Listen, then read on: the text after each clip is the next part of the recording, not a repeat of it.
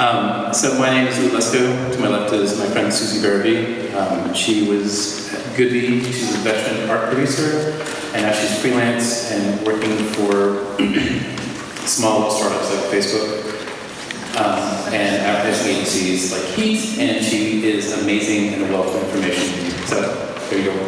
Thank you, Lou. That's true. It's always true.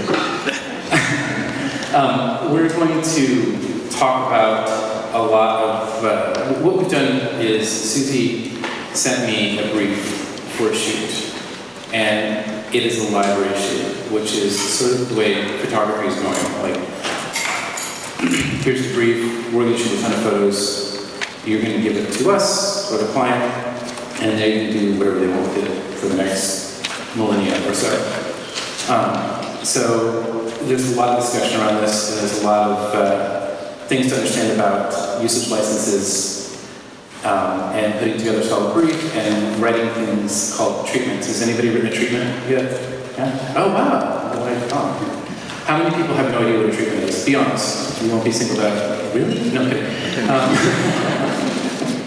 So we're going to talk about what that is, because that is going to be a critical part moving forward in this industry, writing treatments. You know, to say it used to be a big thing on TV that they would ask for treatments, and now it's becoming very common for print shoots as well. So, photo proof. This is what, and we didn't discuss this at all. Suzee sent this to me blind and said, here is the photo brief, and I need you to write a treatment about it, and then I need you to bid it. Okay, so this is the photo brief. Go ahead. And maybe you can talk a little bit about it. Yeah. So basically, recently, almost everything I've been doing is for photo libraries, and it's become a big thing because the web is such a greedy place for content.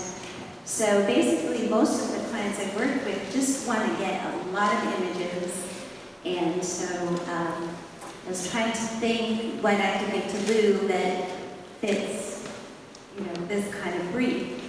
And so I came up with wearable technology. So I was just thinking something like Fitbit, Apple Watch. Anyway, so we started there. And go ahead. And then the goal was to shoot a library of images to be used in social media, out-of-home posters, brochures, etc. So it's basically, you're going to shoot a lot, and all the images are going to be turned over to the client, and they can use them at will for almost anything in the future. And forever. Yeah. And ever. Yeah. And ever. Okay. So just briefly, the idea was that we were going to set up 3 scenarios. I know it's going to be, each scenario was shot on a different day, so it's a 3-day shoot. And basically each scenario should feel real and authentic, and basically capturing various activities. And the idea is that we set up the scenarios, and then you basically let things happen between people, and you just keep shooting. And Here we go. here we go. So I wrote the scenarios. Sometimes in this project I'm actually working on right now, we reach out to photographers and ask them to figure out scenarios. So that can happen as well. But in this instance, I gave Lou these 3 scenarios. One's hiking with a family. Yeah, and I want to point out, when you get a brief like this, it's important to really, really read all of the details. The ethnicity, same-sex couple, ages, things like that. You need to, when you absorb that, you need to get that sort of in your head as you're thinking about this, because I know as a creative, or a crazy person, you see something and it immediately starts spinning the scenes in your head. How many people do that? Please help me and say you're all crazy. So it's, when you get this, I have received briefs in the past and thought, oh, this is great, I know exactly what this company needs, read through the brief too quickly and passed over some of the details, which it's easy to do, because especially if it's a company you're excited about. So like I said, this first one was hiking. So, basically setting up the family going out in the wilderness. The next one is an outdoor boot camp. And then the third one, a was a ballroom dance class. So the idea is that each of these is kind of a broad category, and then you get a bunch of people together, and you see where you can go with that, and basically shoot as much as you can. And this, go ahead. Go to the photo usage. So the important part is the photo usage. And as I said, most of the stuff that I've been doing is photo libraries where the client wants to get all the images and be able to use them as a library. And they usually ask for unlimited use, unlimited media, worldwide, in perpetuity, which means, of course, forever. It's quite common to say with the exception of broadcast, that always seems to be a separate category. And I always very much specify that the client gets use of all images shot, but the photographer keeps the copyright. So then as a photographer, I had this question for Susie, where she said, except for broadcast. I said, well, what happens if one of these images ends up in a commercial? How does that work? Sorry. Then you have to negotiate that. And not only do you have to negotiate that with the photographer, and we'll talk about the talent later. If it's going to be used in broadcast, the whole idea is that you know that up front, because broadcast is just a special category, and you're probably going to start dealing with SAG people and their agents, and so broadcast is a kind of a very specialized category. So I would say if you have any inkling it's going to involve broadcast, and broadcast being aired on TV, cable, and not including web series. That's a different category, just to confuse everybody. But broadcast is one of those things, if you know that up front, you're going to be 100% better off. And to date, I really haven't ever had somebody pick up an image and want to use it for broadcast, so it's hard for me to speak to that after I've shot it. But I have had it many times before we've shot, and we've known that going into it. And what about option 2? The other option, sometimes you'll get bids or briefs where they'll ask you for 2 different usage options because sometimes it's a budget question. So cutting down usage can also cut down the fees. So this one is just, instead of unlimited, it's just for 2 years. And also for a limited number of images. So instead of buying the whole library, say we have 15 images that we're going to use.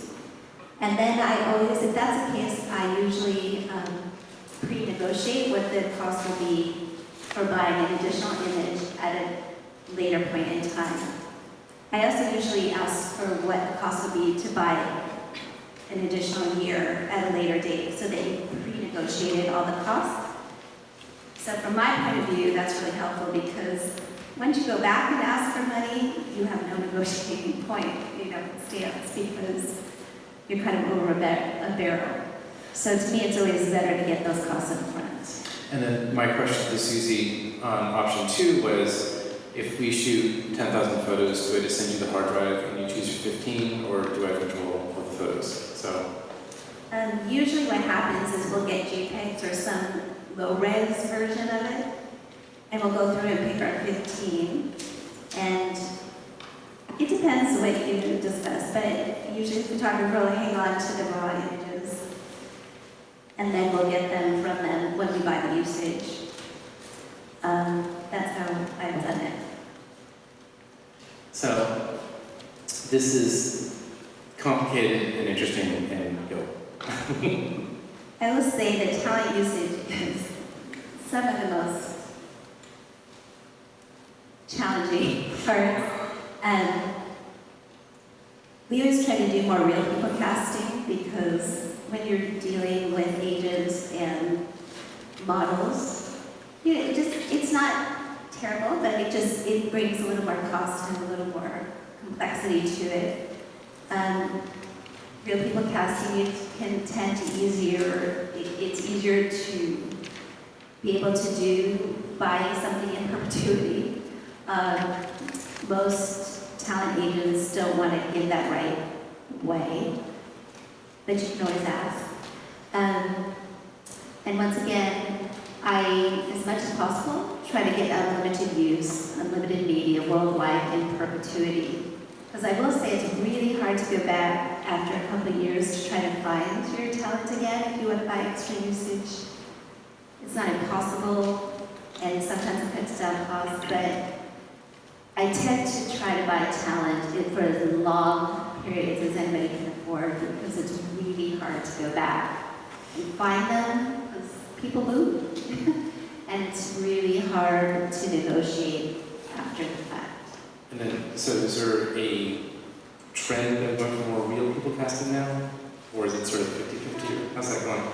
It's kind of 50-50, depends what you're bidding. For library, I'm just going through this right now, it tends to be a little bit more real people. And then singular shots is more talent. Yeah, or especially cosmetic fashion, all that is a whole different field. So that tends to be more models. But since we're talking libraries, it tends to be more real people. They might have agents, but in general, not so much. So I think this is going to talk about usage licenses. How many people know usage licenses? Everybody's sort of on board with that? And then how many people are struggling to try to explain that to clients and being pushed back on it? Everybody? So the thing about usage licenses is they started sort of in the mid-80s. They were sort of really big. In the mid-80s, there was a lot of advertising agencies and their clients that were making a lot of money off the art that was being produced by the photographers. And the photographers started saying, hey, listen, I'm shooting for $3,000 and you guys are making $15 million on advertising campaigns. And so there's this big push to try to compensate the photographers that to get them more money. And they were trying to model it a little bit after the Hollywood system of residuals and continual payments. And the mechanism that they used was the copyright. If I shoot something, I give a copyright to it, and I just lease this image to you, which is what you all know. After the recession in 2008, like where everybody got hammered badly, really badly, it was bad. Businesses being businesses, and I don't like to vilify anybody here.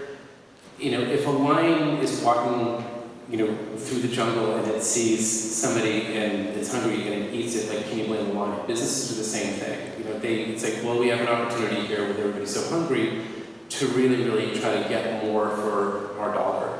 And that's where things start getting a little weird. And also with the advent of the internet, and none of the companies wanted to hear from somebody saying, hey, listen, I said you can use this for print, and I just saw it on Twitter, and so now I'm going to sue you. And it's impossible to manage all that. So there's been a lot of misinformation and a lot of demonizing about where usage licenses went, but if you step back from it and just sort of look at it holistically, it's like, well, there was really no other way for the evolution to go unless there was some sort of governing body to manage all this stuff like we have in Hollywood. But because we are the copyright owners of the work, we can't really have a governing body managing all of our stuff. It's interesting, if you're a screenwriter in Hollywood and you sell a spec script, what happens is the rights go to the studio and then you're hired to work for hire. And it's a very complicated system, but that's kind of how it works. So it's not the same with photography, and that's kind of how usage licenses started to diminish. And from my understanding, it usually starts with car companies calling the shots, and then people sort of fall in line afterwards. That's sort of... Believe me, I think usage is a really, I think it's an area that's going to change. And I think it's going to change because of the internet, because there's no way to control once your image is out there. And you can try, and,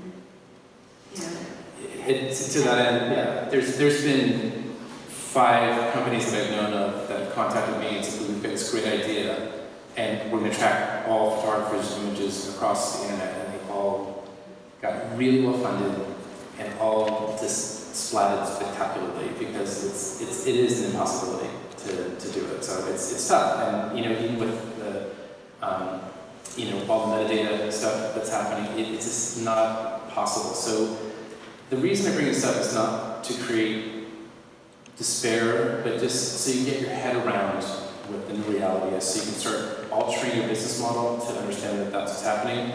So when you're having the conversation can be taken a different way, which is what we're going to talk a little bit about today. So go ahead. So that's a long time about usage, and then, like I said, talent usage also ties into that. So, In a big way. yes. Yes. So, So some people have written treatments. How many have found it easy to do?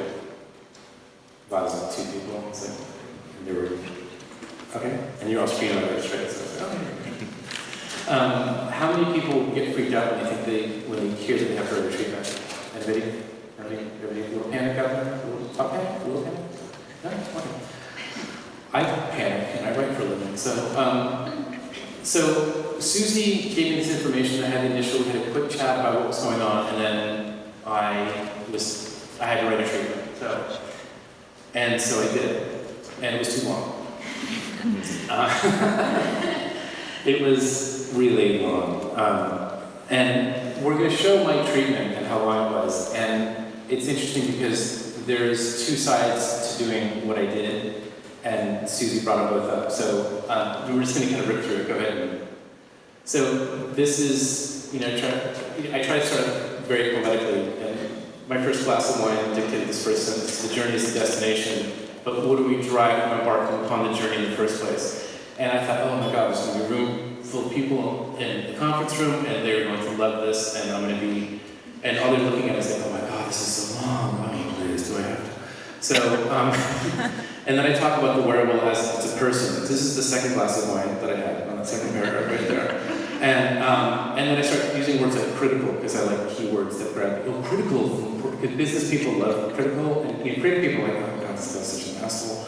But business people are like, oh, critical, yeah, no, I saw that in my MBA program. Yeah, let's look at this. And so, and then I start to bring up like a fun fact from the internet, like, everybody's losing their mind looking at their phone too much, but wearables are cool anyway, so give me this job, please. And so I kind of go into sort of an overview of what I want to do, which is sort of featuring this wearable.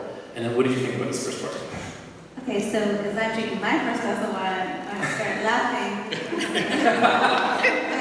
Okay, this isn't even talking about what he's going to shoot. This is just the preamble. But I will say, I don't ever want to discourage you from writing your thoughts, because if you think about the treatment, it's all a conversation starter, and it's all your thoughts, and the whole process should be collaborative. So you have to start somewhere, and it's a great basis to start a conversation. So, the funny conversation that we had was, oh my goodness, Lou, this isn't a Hollywood movie, but there's a lot of good insights here. How many people, show of hands, know the glass and a half rule? Does anybody know this rule? Okay, I'm going to try this. A glass and a half of wine, and you're like right in your zone, and you go beyond that, and you're an idiot. I'm just going to, that's just how that works. So it's a glass and a half rule. So, okay, let's go to the next screen. What glass and a half of wine?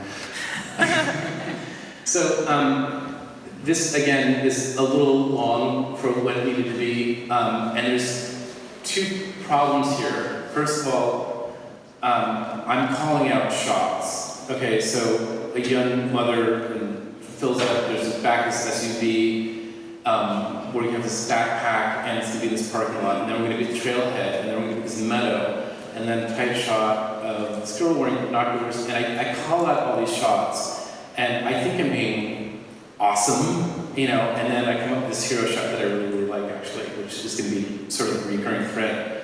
I was in love with this, but what I didn't realize I was doing is I was just giving myself an assignment, because now if anybody sees this and says, by the way, we're going to expect this on top of the 5,000 shots you need to shoot, so it'll be nailed out. So, what was your thought? And once again, was being very humble about this. And it's very cinematic, very prescriptive on what he wants to shoot, but it's a great conversation starter. And so I really, as a friend, I was laughing a little bit, but if I was presenting this, or he was presenting this to creatives, I think it's great. I mean, it's definitely something to talk about, and it would make them thrilled that he was giving it so much thought and attention. So even though I think it's a little bit long and a little bit cinematic and more thinking like a movie, I actually think it's a good start. So now, for those of you that aren't prone to think that you can, like, do this, which may be a little heavy because you have too much free time on your hands, like I did, you can do sort of a sentence and then a picture. And it's like, I see this scene for these pictures. And what we're going to do is sort of set up a tableau of this hiking scene, and there'll be a path, and there'll be some water, and there will be people in it. And it can be that simple, and it is no better, or actually, brevity like that may appeal to a lot of people. There's no right answer here, but what I'm saying is if you're not given to this type of heavy description, a sentence and a picture, right? Yeah, visual references are great, and visual references from your work are great, especially for look, feel. How you approach it visually is great. So let's go to the next. So this is ballroom dance class, and this was one of those, oh, okay, good luck with that, pal, type of situations. Because I have this very complicated shot at the end where it's like, well, we're going to do a crane shot overhead, and we're going to see everybody's arm up like this, doing this really fabulous Victorian dance, and these washers are going to glow, and they're going to trail, and it's going to be awesome. And that's like a $3,000 shot just on itself, and there's $3,000 in the budget, so I kind of blew it there a little bit. But again, a little heavy on thing, let me go to the last thing. And this is the boot camp, which I've never done, which just scares the crap out of me, honestly. But again, the last shot I did is a silhouette shot, glowing watches type of thing, trying to create sort of a thread that kind of ties everything together. And I'm not sure, and I haven't talked to Susie about this yet, if that's a good idea or not, so she's here to tell me and call me out in front of all of you, so I'm going to be really nervous.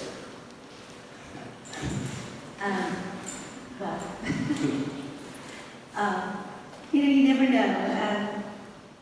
It's probably a little bit prescribed, but you never know. And actually, being our producer, sometimes I make these decisions. I'm not really. I'm going to punt on this one, but it might be our character question on what they want to do.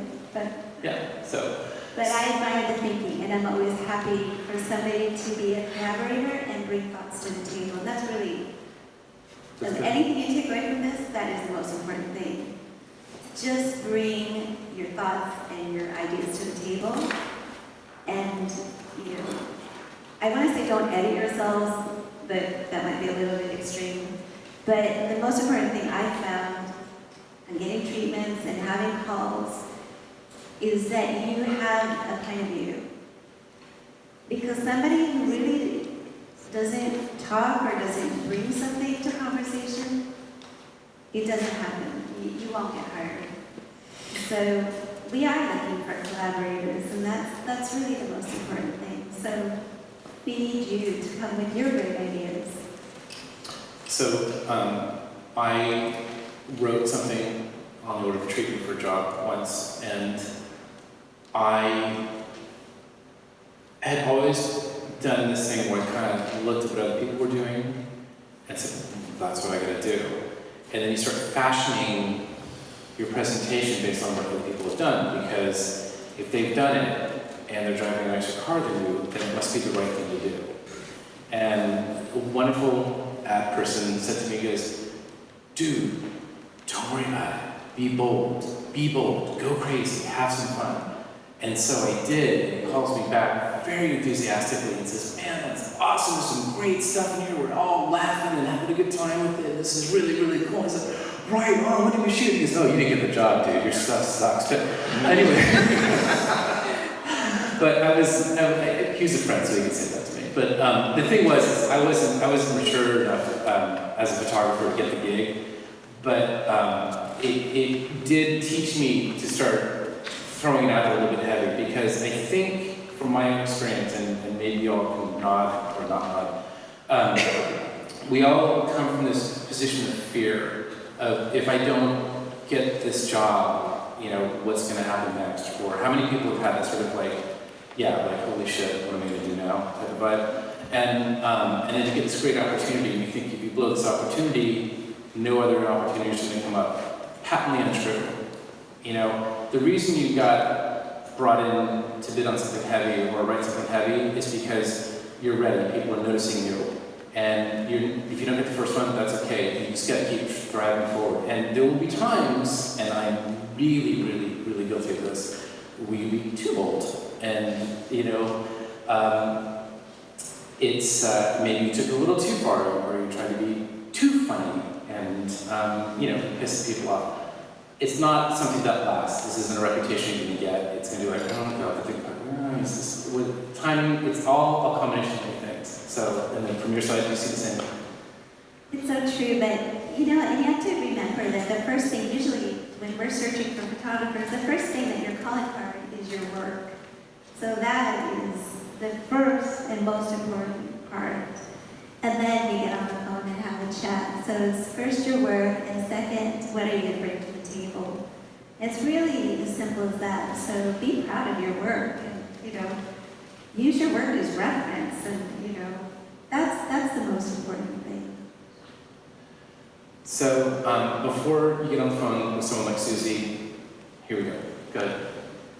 How many people have been brought in to bid on a job and actually research the client and the agency? Oh, right on. Okay, cool. A lot of people don't do that. Like, wouldn't it be great if there was a service and you could type some keywords in and some stuff came up? You know, take a look and see what's going on. If the agency is an offshoot from another big agency and they're playing a rebellious card, that's informative. Maybe they want something a little more edgy for you. If the company that they're representing is in the toilet sales-wise, I mean, you don't have to get the financials or anything else like that, but take a look at what's happening with them. What's happening with the company? Are they rebranding? Are they trying to reinvent themselves? My friend was the head of Jack in the Box when they went from like pictures of burgers to like the funny guy making jokes, and now it's back to pictures of burgers. But you know, everything goes in these different phases. But like, if you know that they're trying to rebrand, then they might be open to some more radical ideas. If you're someone like Apple, maybe not so much. We shoot white against white, and then we have this English guy tell us how awesome everything is. And then we wonder why I have to update every 15 minutes, but that's cool. So that's the first thing I wanted to say. Did you want to?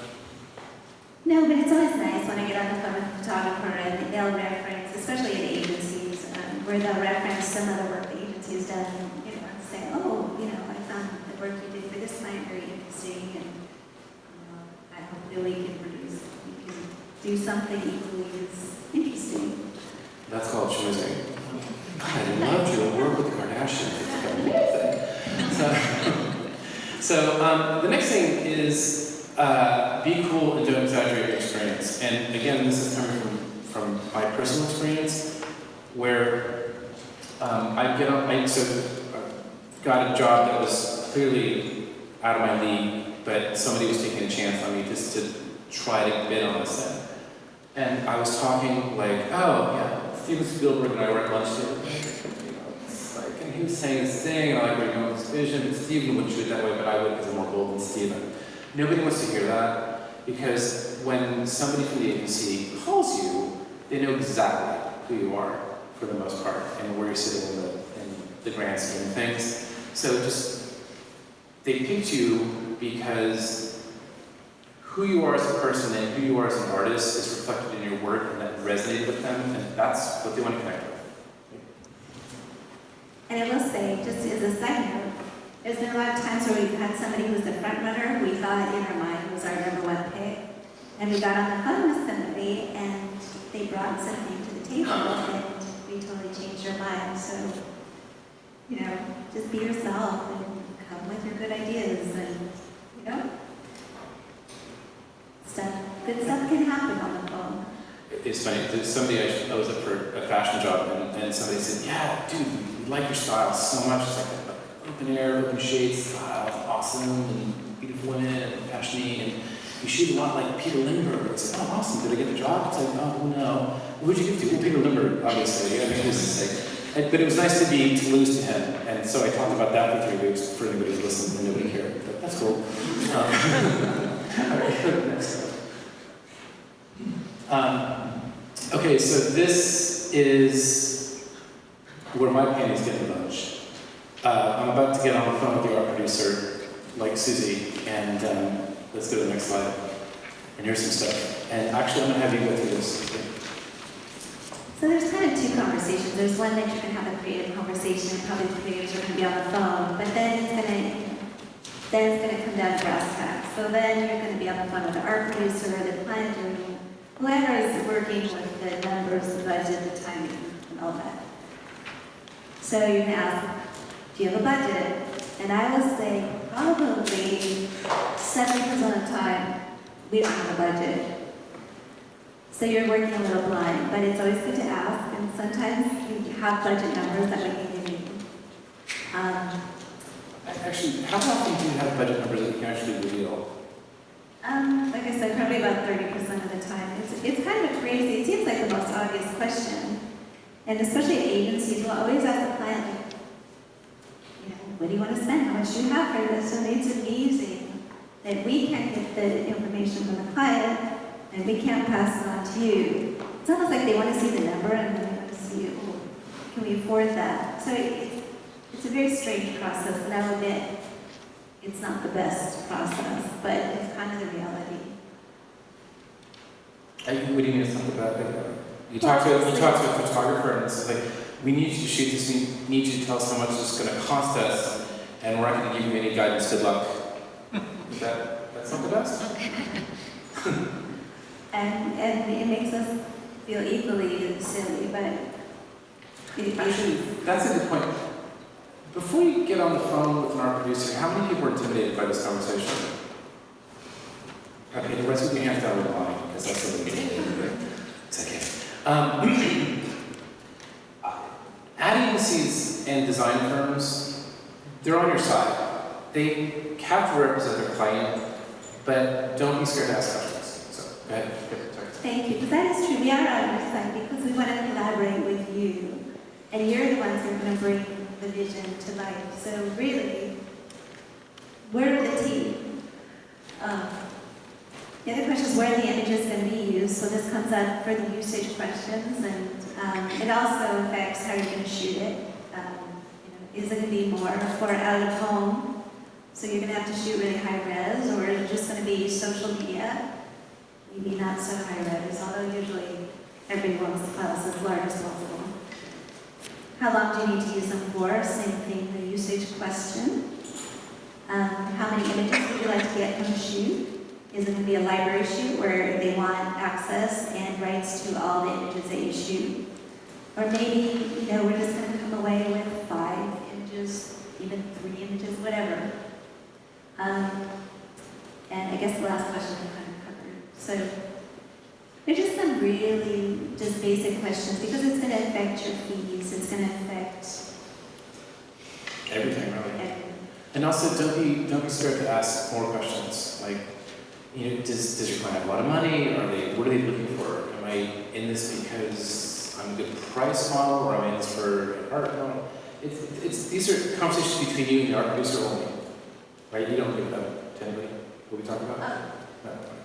And I mean, you're always welcome to fish. I mean, we can tell you what we'll want to tell you.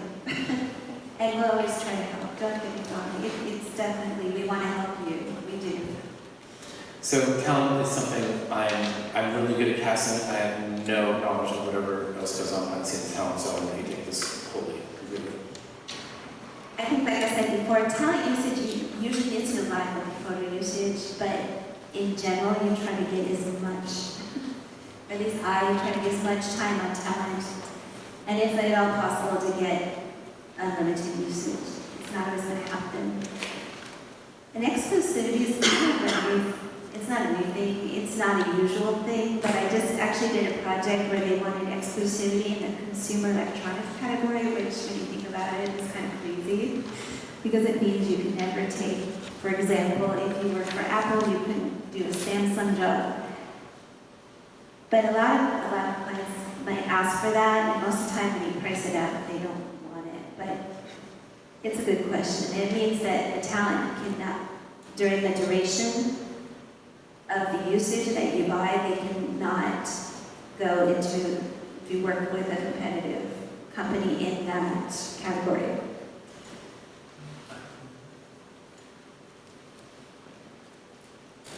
Key stuff. How are you going to deliver the final images? Who's doing the color correction, digital processing, and who's doing the retouching? How many people ask this question about, how many people are used to doing their own digital processing and all that stuff because they're just really good at it? I'm miserable at it, but I don't know if you will. And how many people just assume that they're going to do it? Just show of hands really quickly. And how many people hate doing it? Yes. It's such a nightmare. So ask if there's money for this, right? The digital processing and color correction, a lot of times, issues I've been on, and sometimes a little bit of the Digitech kind of helps out with that. But it's true that a lot of times we just get the raw files, and then we also just get lower as JPEGs. And then we take it and do the color corrections and then processing. So it is actually a really good question. But who's doing the retouching is usually even a bigger question, because a lot of times we might have the photographers in because we want them to work collaboratively. A lot of times you guys will do the retouching, or you work with somebody who understands your aesthetic. So in general, I usually like to have the photographers tell me who their retoucher is, or if they want to do the retouching. And is there usually more money for retouching? Or Oh yes, retouching is usually a different estimate, oh, it is. or an additional cost. Let's think about when putting together the bid. How many people put together their own bids or produce their own shoots? It's tough, right? Like, well, you're a producer, so you keep your hand on it. It's not fair. If you're going to produce your own shoot, which for a lot of people it's kind of like the reality of what's going to happen because it's cost saving and bringing in producers is very expensive. The first thing you want to do is think about these things. How many shots, how many days, how many locations, how many heads, which is talent, but you now have distilled talent from individuals to things in your shots because now they're just a number. And then, are there any special requirements? Does the road need to be wet? Does there need to be feathers and wings coming out of the talent? Does there have to be, that sort of thing? So these are all things you need to think of. And what I'd like to do is, go to the next, hang on. Anyways, close your eyes and think about the shoot in your head. And the first thing that you see in your mind's eye of your set, just write that down. Write it all down. Just write a big list of it. It's like, okay, I see a camera. I see somebody doing shoulder massages for the photographer. I see sushi. And then I see some lights and various other items that will make the picture happen. And write all that stuff down. That's your first brain dump of everything. And the reason I say it's a brain dump because these are the things that you already know and you probably already know how much stuff costs. And this is how you start. And what happens is with that foundation, and you put these line items into your job, what you're doing now is you've taken away the sort of scariness of it all. Like, I'm not going to remember everything for the shoot. Okay, well, I know I need a camera. I know I'm going to need some lights. I know I'm going to need to go on location someplace. And so that's kind of where you start. And then you do it again, and you do it again. You keep breaking on through. And then when you start thinking about the talent, you start thinking, well, is the talent going to have to go to the bathroom? I mean, I don't know, maybe. So, willing to change, various things like that. And then things you start connecting these dots, and then you start listing those things out. As you list those things out, you start looking at what is it going to cost me? Okay, if I'm going to go on location and It's ridiculous talent needs to go to the bathroom someplace. Where's that going to happen? Do I need a motorhome, a toilet, do, you know, that sort of thing. And you start putting in those numbers. And keep going and going and going until you need help. And then when you need help, you call Suzee.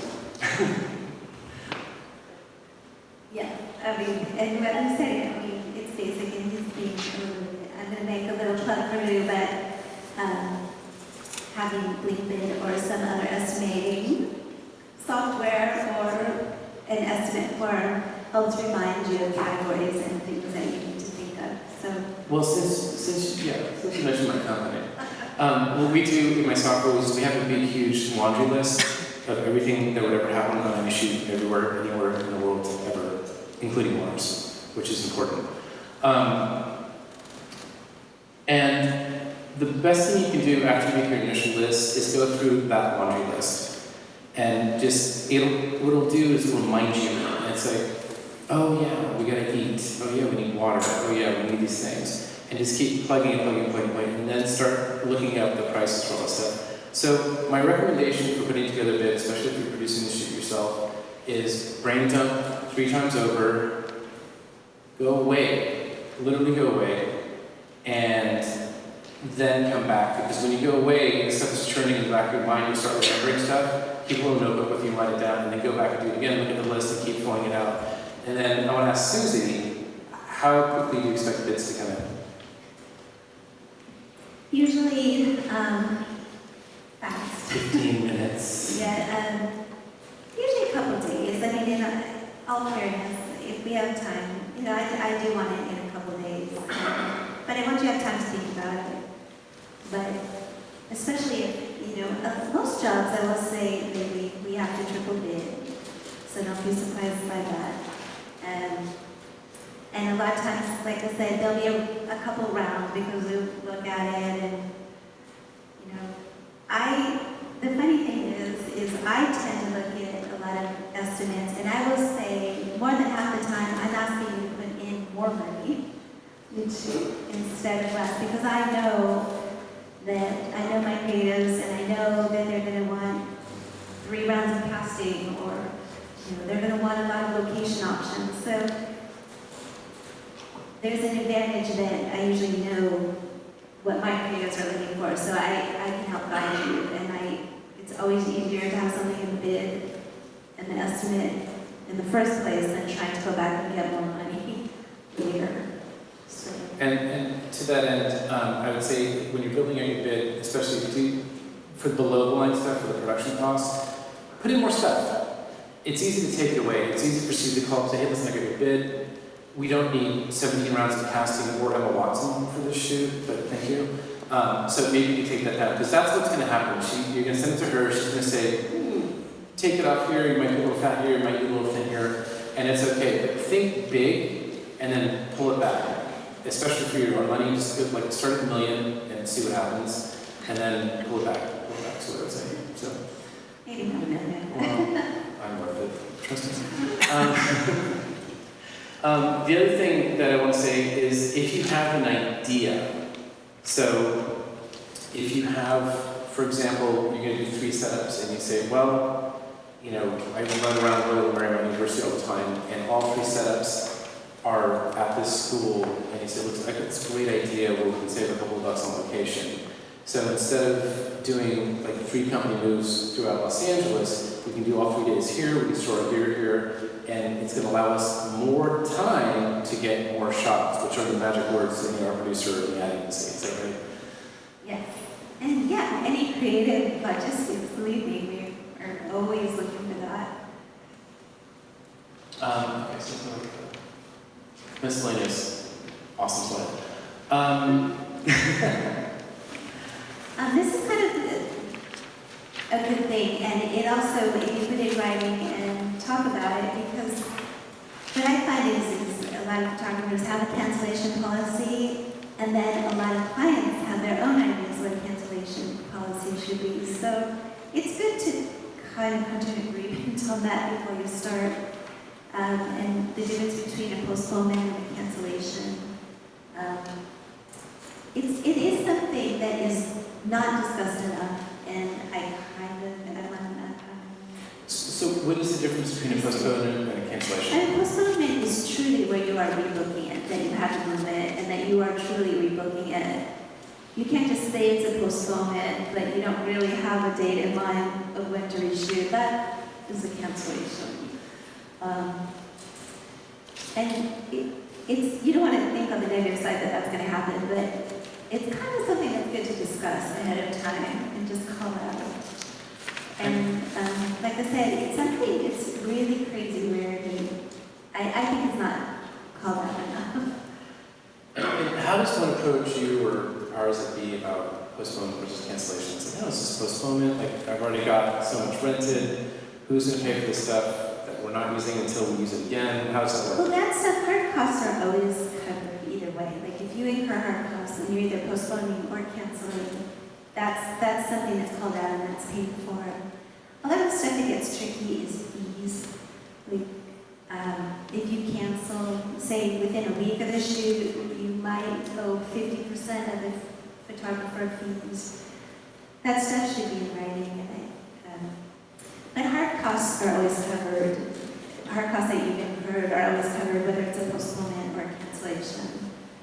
Although it should be well written out. But to me, a postponement is something where you have a date that the shoot will be rescheduled. And then what about advance payment? How does that, how do you approach that? Like, give me some money now, please. So that's normal, and it's funny because TV has such, with AICP, ACE rules, TV actually, I'm jealous because they have very set guidelines of advance. Usually, I try to get at least 75% of expenses as an advance for photographers, and I don't think that's unreasonable to ask for. And hopefully you can get it before the shoot, but at least it's something that usually is in the works as quickly as possible. And it's not an unusual ask at all. As a matter of fact, you should be asking for advance money. And it's 75% of the hard costs. Right. So usually 75% expenses. Some people ask for 100%. Sometimes it's a little harder to get, but and we skipped one, and I will say accounting process, you really should ask people about that because I know I worked on Chevrolet. Chevrolet had a crazy way of payment, and that's why I didn't make money. You would get paid within 60 days from the 10th of the month after you wrap the shoot. So it could take you 90 days to get paid. And you need to know that going into it because you have to know that if you're taking the job, that's their rules, and they do not bend. So it's a good question to ask what their payment plan is. And a lot of agencies, they won't pay you until they get paid by the client. So it's good to get advance, and it's good to find out what the accounting, what the payment is. It's really a fair question to ask, and I would never be embarrassed to ask that. And also, don't be embarrassed to ask for the 75% of hard costs of the advance in cash in a duffel bag, that to be delivered to your house, sort of in the backyard type of thing. It's okay. It's okay. And also, you're Barbados. We're gonna have some fun together. Us. Advance payments. A lot of people, for whatever reason, and I think this has to do with being creative, they don't think that they deserve the advance. And I don't know, I could be the only one, but I spent a lot of years going, oh God, do I have some money? Can I have some money? I'm broke. My credit cards are maxed. The shoot's not going to happen unless you give me some cash. Maybe not so honest. That's a little heavy. But, definitely understand, hey, listen, I'm going to need some money up front. And agencies know this. They're going to process it. Smaller design firms may look like you have tree heads because they're going, well, dude, it doesn't cost me anything to shoot with my iPhone. So what are you talking about? And so, there is that thing. There is a thing about talent that a lot of people get trapped by. If you run talent through your studio, it's a liability, it's a problem. Because what happens is, if you're shooting for Chevrolet, and they say you shoot for Chevrolet tomorrow, in 2017, and they're saying, we're going to get your check by 2020, it's going to be great. And you're running, $75,000 worth of talent through your studio, the modeling agency, even if you've known them for like ever, and you drink with them all the time, are gonna come knocking on your door literally the day after the shoot. Like, hey, how's our check coming? And suddenly that's your responsibility. So. Because the talent is definitely a challenge. I would highly suggest, and this is kind of crazy, that you get a talent payroll company. There's one called Extreme Reach that we've used, and talent partners go around. It's really better to try to pay talent through a payroll company. And I'll say, it's not just because they take out taxes, they deal with all that stuff, paperwork. I mean, you still have a lot of paperwork, but you also cover workman's comp.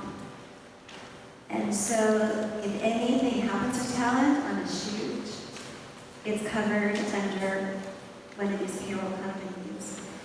And it's definitely an additional cost. It's usually about 23 to 25% additional. 25 and then 32 for unit. I mean, this is like big, but if you can at all do this, I would highly recommend it, because I actually did have a talent fall on their head on a shoot, and we took him to the hospital, and he was fine, and everything was fine. But we were paying him through talent partners, so any liability was not ours. He was covered under workers' comp. It really saved us. And a bad story about that is when I was shooting with a good friend of mine as a photographer, and we sort of buddied up on this job. It was all action shots of mountain bikes. And we got this kid, hey kid, that's a cool mountain bike, we're doing the shoot. How'd you like to be in one of our shots? And the kid's forks broke, it was his own bike, and he went right down on his head. And that was a shit show. There's no other better way to put that. It was a disaster. So be careful about silly things like that. How many people are familiar with the phrase PNW or PNW? Stands for pension and welfare. And if you have a crew member or a talent member, that is an additional percentage on top of their fees. So if you have a crew member that's coming on for $500 a day for 2 days, it's $1,000, and with 18 to potentially 28% has to get added onto their line item, because that's what you're going to have to pay the payroll company. And it didn't used to be a thing in the photography industry, but now it is really a thing. And the states are cracking down, the governments are cracking down, so there's really no messing about. Start contacting people who do this type of stuff and just open that dialogue, because they take care of so much stuff for you. So, yeah, thanks. Yeah, definitely. So the scenario that we did, and we're going to put this up online so everybody can study the budget, because I got my flash up here, I was going, oh, wait. But I'd like to, I'm now putting Susie on the spot, for which I will be punished later, I'm sure of it. What's your expectation for the fees for the photographer for the shoot that we described today? Anyone's just like, wow, this. Wow, that's funny. Sorry. I probably would have said close to a 3-day shoot with usage. Yeah, probably close to 60,000. I think we're just Yeah, let's move it out. So we put out $20,000 a day for the photographer. How many people are surprised by that number? No, she's like, yeah, totally, no, should be more. How many people just thought who had that in their mind as we were kind of going through all this? Molly, she's not totally, she's ready to go. She's ready, yeah, totally. Okay, so pricing in photography has always been like the big weird thing, and there's no answer here, there's no guidebook, there's no nothing. So how many people are constantly searching for how to price themselves? Okay. It's the worst. This is my recommendation for you. This is by no means the guide of guides, but the higher the expense of the shoot, the more money you should be getting, because there's more creative input required from you to make these scenes happen. And so if you have a shoot, it's a $5,000 shoot, that's what you're working with, and that's what you have to understand your fees are going to be somewhere in the range. If you're working with something that's costing $120,000 to shoot, they're kind of like, okay, this is a real shoot, this is real money, and things like that. So this is what we came up with a producer Please don't look at me like I did this work. And then what was your budget for this? You know, it's funny because I'm actually working on a project right now. The budget, it's a very, very similar project to this, which is kind of ironic, and our budget's $200,000. So it was kind of crazy that Lou sent in his bid, and it came in so close to $200,000. So. And then how many people use producers at this point? And you don't raise your hand. No. How many people would like to use producers more? Okay. There's a lot of producers out there. Get to know them, because if they're having a day where they're having a couple down days, they'll help you out. The producer that put this bid together for me did it in 45 minutes. Like, they're fast, they're really, really good. And if you go to them and say, listen, I don't have money in the budget for a producer, but I'm trying to put this thing together, maybe I can give you a couple bucks at the job rewards, they're open to this kind of conversation. Obviously, don't go for the high-level producers that are working all the time because you'll never get time with them. But there are people who are independent producers that will come help you because they want to create a relationship with you. And what I'm saying is, don't be scared to talk to them. I mean, this is an industry, we're a tight-knit community. Everybody knows everybody else. So go ahead and make that move and see what happens. Just don't. It's easy to get closer in your own head and in your own room about this type of stuff. And like, don't be afraid to get out there and do it. So. Q&A, yes. Here we go. Now we can okay, so questions, yes. So when you're triple bidding a job and you're having your creative calls, are you just sitting in the room and conference table back to back? You call all 3 photographers and have the same combo in a row? Pretty much. Not always back to back, but yeah. But you know what happens is you're on the phone and then you're talking and somebody comes up with a great idea and the conversation takes a turn. So it's definitely a conversation and it's collaboration. So who do you call first? Or do you call your top pick first, or do you call them last? It doesn't. It's usually scheduled. Okay. This is whenever you can get them on the phone. And as I said, I will tell you that there is a good number of times where when we thought was our top person, ends up not being the person that we ultimately pick because of the conversation. So. Which also lends itself to be yourself. Don't try to fake it. Just kind of get out there and do your own thing. And the other thing that I've noticed with my own career and talking to other friends of mine is when you are bidding on this job, this is like I gotta get this right, man. I gotta do this thing right, and it becomes your whole world.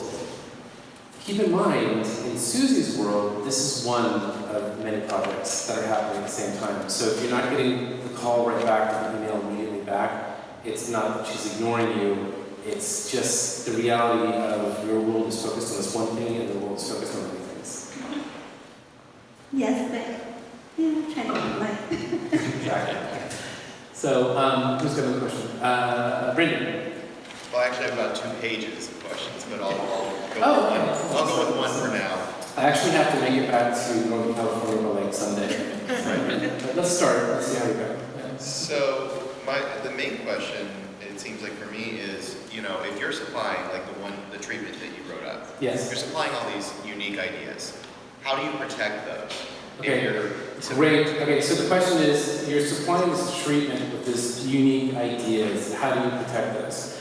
And I'm not being an ass when I say this. There's 2 things at work here.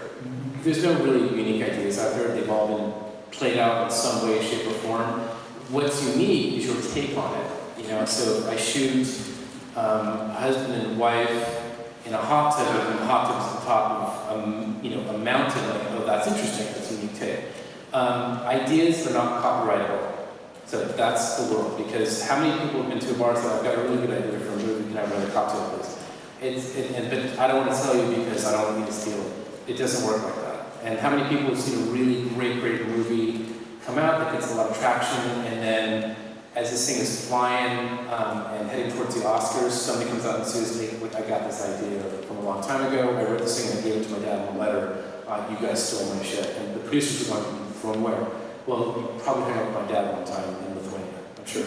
So, you're not giving anything up, right? true. I mean, you have to share. And, you know, I like to think that, you know, we don't blatantly steal, but yes, I'm sure it happens, and that is not great, but. Well, I'd be less worried about it from somebody like you know, with a well-established agency and that sort of thing. You know, it's more like when you get a one-off client with maybe a smaller agency, they suddenly find out their budget is crunched below what they originally expected. They take your treatment and they say, oh, we'll duplicate this, but we'll just do it cheaper. Yes, So and I hate to say it happens. And I will say on an agency level, it's happened where the clients take our ideas and like produced it internally. Unfortunately, I don't want to be for the better because it hurts. But it is kind of the way of the world.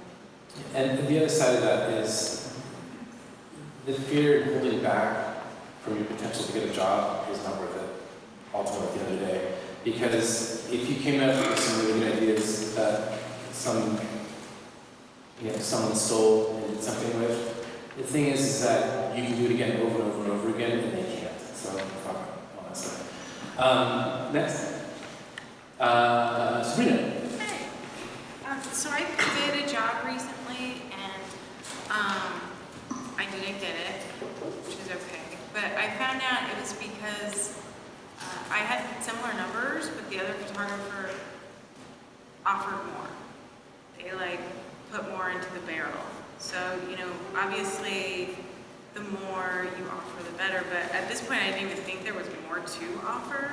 Is this like a trend you've seen a lot? Like, are creatives offering more like left and right? Is that something you're seeing? Good question. I'm just going to repeat the question for everybody. She bid on a job, she didn't get it, which is sad because she's going to invite us all for like lunch, but that didn't work out so good. But she lost it to a photographer who offered more creatively. You know, I wasn't sure. I think it had to do with like the location of the studio or something. I don't know. And I wasn't local, it's in San Francisco. So, Okay, got it. so they had more, but they offered more. I remember. There was more stuff offered for the same price, basically. So, what do you think? Wow. You know, I guess we're a little greedy, so, you know, if you're going to give us more, and it's something we need, of course we'll take it. But once again, I don't mean to be flip about that. It's hard to know without the specifics of how they were asking you to bid it. Like I said, this whole library thing basically comes out of wanting more. And, you know, as far as we're concerned, once you're shooting, shoot more, you know? So, yes, as much as you can offer that's reasonable, I guess. Maybe treat it a little bit like dating, like, you know, first date, you know, let's not take our clothes off all the way. But I guess the other part of that is not to overpromise, because if you say you can get, do 5 setups in one day, I might be a little skeptical, you know. And the worst thing to me is when you go into overtime, because overtime's expensive, and unless you bid for that, there's nothing worse than sitting there during the day and having somebody come up to you and say, we're going to go into overtime. Because then I have to go to the client and say, we need more money, and it's not a fun conversation to have. So it is a fine balance. So to me, more is good, but definitely don't overpromise that you can achieve. You know, because to me, yeah, like I said, if you tell me you can do 5 completely different setups in one day, I'm going to be really skeptical. So, and that's probably my experience coming in, just saying that's not probably happen. 5 steps on the aircraft. Yes, ma'am. Okay, so if your front runner photographer is just way overpriced, will you just go with your second choice, or will you come back to them and have them chop it? And if you do come back to them and chop it, what's the margin of error? Because you're writing down all these prices without actually reaching out to everybody and confirming that that's where you're gonna land. That is a really good question. If you are a photographer or front runner and somebody comes in at a lower price, we'll come back to you and say, and give you that as a number and say, usually I'll say, how close can you get to that and how comfortable do you feel getting that close? Because I think experienced producers, honestly, I can look at it and I know when somebody's underbid something. And unfortunately, I will say not everybody does that and it's purely by numbers. But I will never want you to underbid something because once again, the worst conversations are the ones where you have to go back and ask for more money because a lot of times there is no more money. And then what do you do? So, to answer your question, yes, I will come back to you and say, okay, we have another bid. You came in at this. How close do you think you can get comfortably? And let's talk about it. It's hard because, for example, with car companies, you come back and you have to present 3 bids, and yes, they just look and they want the lowest one. To them, it's like buying, a net or a bolt, They don't see the creative levels to something. So if I need a photographer, I'm going to buy a photographer for this cost. So sometimes you're not going to win, but usually with creative places, we try to find that balance between cost effectiveness, but not underbidding. No question? Yes. I don't know if I'm phrasing it. So now they're shifting from, for example, doing like usage fees for like 50 images to just really just getting a gallery of images. As like a photographer, what's the best way to kind of, because obviously unlimited usage would cost more than just 15. So what, are you putting those line items like creative fee plus usage now, or is it still a separate usage line item, and like how? Okay, I'm going to repeat that real quick. So he's talking about 2 scenarios that we had: unlimited everything versus 15 images unlimited. How do you write that out? Creative fees plus usage. It's almost like a formatting question, really, or? No, it's actually a really good question because it's funny because when Lou did his bid, he did a day rate and then he did a separate line item for usage, which I think is completely fine and I think that works out really well. Sometimes people will bid just a project fee for the whole thing, but also be very specific what that project fee entails. But I actually kind of like the idea of like maybe a day rate and then a usage fee as a separate line item. And then would you bump that up, now knowing that they're basically getting dozens of images as opposed to just 15, you're going to make an extra large usage fee? Or less? I like what you said. Are you going to make an extra large usage? Yes, I am. That's extra large. That is completely reasonable. I would expect that for a whole library of images, for a That's longer actually, period of time, I yeah. would expect a higher usage.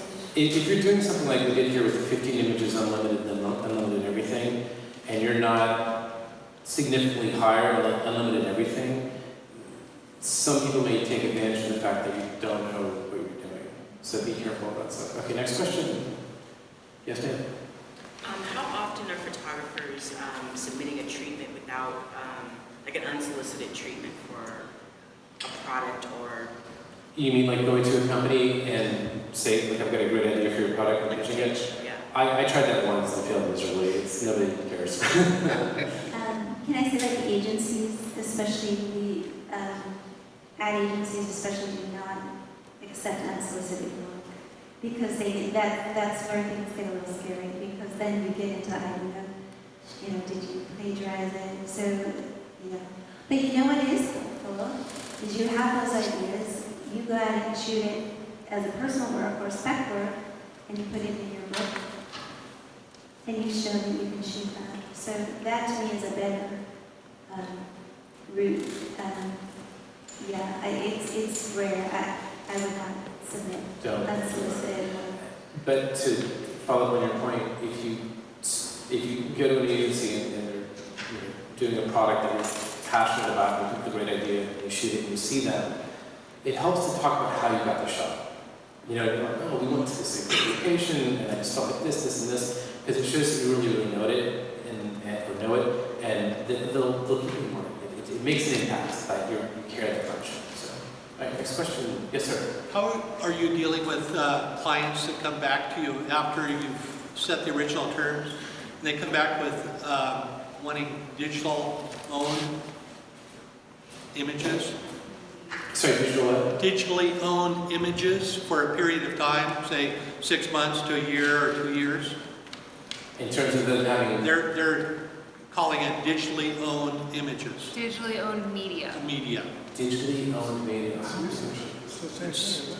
that's been coming up. I think, I haven't actually heard that term a lot. I haven't either. Yeah. It's coming out of Europe. I was Europe. Yeah. Stupid things. Confuse things.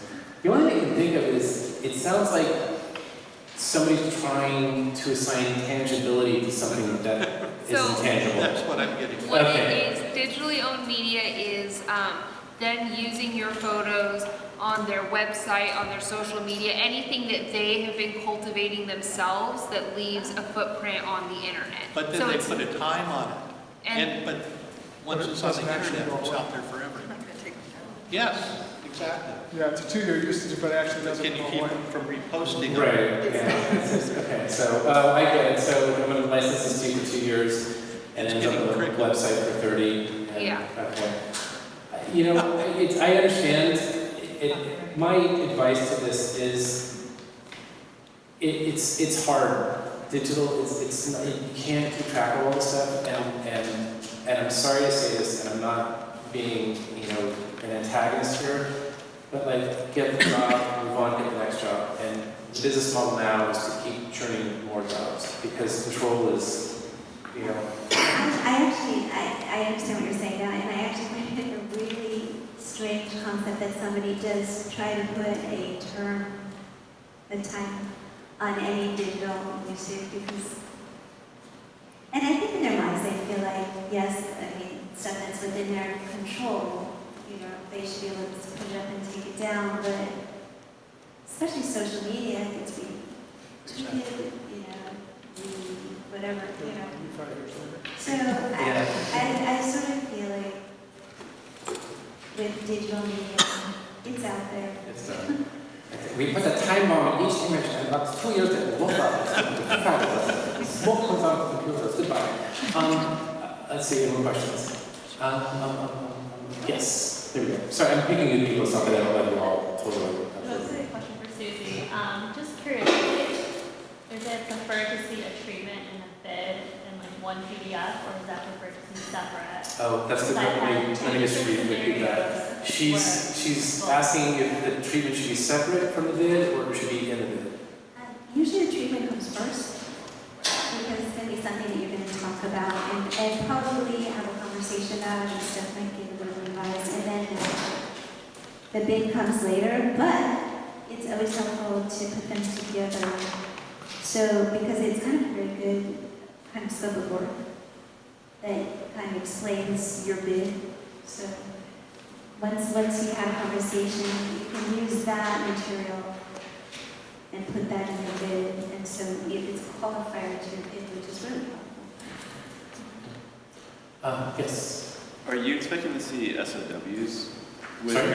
like a statement of work? Are you expecting to see more of those with your library shoots? And we generate them, yes. Okay. So it comes from the client, our producer, and we generate the scope of work usually. And it's almost like the same, or it's like precursor to a purchase order. So yeah, I do scope of works all the time. So everybody is on the same page. A couple more questions. I'm ready for you guys. Go. So when I'm talking to a client that I've worked with before, it's usually pretty easy to gauge or know what the budget is, where I need to land, and how to make it work if I'm going up against somebody else or whatever. But when I'm talking to a brand new client, like you said, you always ask like, oh, well, do you know what you want to spend on this, do you know what the total budget is, do you know what the budget is for the photography department, and try to figure out, like, am I in this, who am I hiring? Am I just hiring the photo team? Does that include the stylist team? Does that include the modeling team, makeup team? Like, what's on that team? But the thing that I have the hardest time getting to with a new client who isn't going to be forthcoming with what their full budget is, how are there key questions or things that you can ask that will really point to where they're at experience-wise? Because I've had brands come to me and I look at them and their presence looks like they should be a top dollar shoot. And I put together this bid and they come back and like, oh, well, you're $25,000 over budget. And it's just like, well. Did you mention that you had compromising pictures of the owner of the company? I did. You did, that didn't work at all. Well, they didn't seem responsive to it. Well, I know, stuff. So yeah, question being, are there... It's hard, and there's a couple things that might lead you down certain paths. If they're talking that the job is mostly for social media, I'm going to tell you right now, they do not have a lot of money. It tends to be, like, if they really just want it for an online presence, for some reason, usually those budgets, they tend to be a little smaller. I don't know why they are. And I've had people just lately ask me, like, so if I come in at 100,000, is that not the ballpark? I mean, you can fish, and and if they don't tell you, it's crazy to me that people don't have a range in mind. But sometimes they don't, and sometimes clients are naive, and they might be first time, so they really don't know what things cost. And obviously to them, usually things cost a lot less than they do. So I wish I could give you a better guide, but I really have had people start naming numbers, and I'm fine with that, It's like, if I come in, are you looking at 50,000? Does that sound, is that 100,000? You almost have to be that blatant and say, look, is this going to be a number that's going to scare somebody? And you almost have to start naming price. And then if you start doing budget and it's not come out to that, then you can go back and say, sometimes they just have to trim their expectations on what they're getting to. So unfortunately, I wish I had a really good answer for you, but it's one of the hardest things. And we have it, like, as an agency, I've had that with clients where really they don't know. And then they're just like, what does that cost? And you're like, well.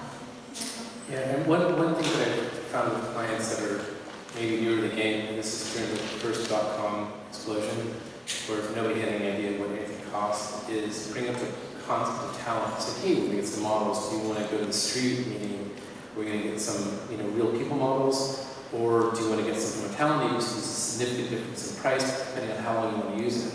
And it's like, whoa, what? So, that girl, it's like from the Pantene commercial up there, well, she's getting X more dollars to be on that billboard for 2 years. Oh, I didn't know there was a time. And that's a really, really good way to break the ice and take them right into the whole concept of things that cost money. And then if people continue to not understand, and say, well, I understand why is it costing so much, and just say, this has worked for me so many times. Have you ever seen the closing credits of the movie? It's like, yes, I have. Do you see all those departments? That those are all little companies within a big company. It's like, oh, interesting. And some people will just be ignorant and maybe want to work with them, but some people, when you start bringing talent and they say, oh, yeah, like Emma Watson gets $20 million in the movie. And like, so that's a good way to sort of like, just bring the conversation to that level. Isn't that kind of like calling your client an idiot? Sorry?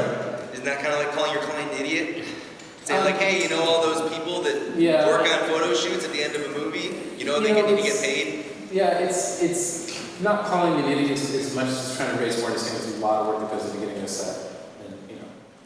And I have to make you get the other end, because everybody thinks that they're a photographer now, because everybody's got, a phone, and if people have that mentality, it's really hard to,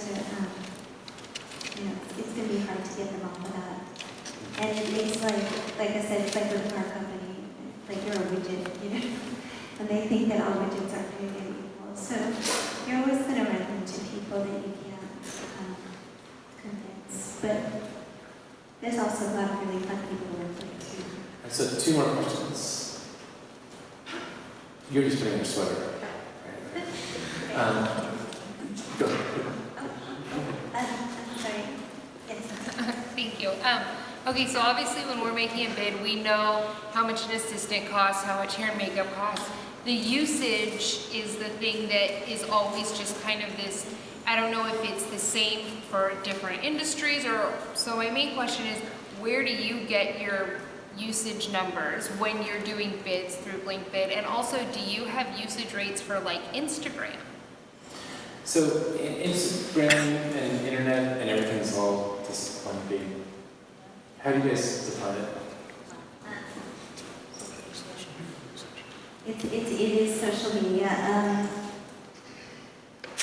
It's social media, and like I said, the numbers, it's kind of a weird thing for some reason. Just like I said, because people are used to social media being more consumer-generated imagery, people tend to be far less willing to pay for that, pay larger sums of money for that.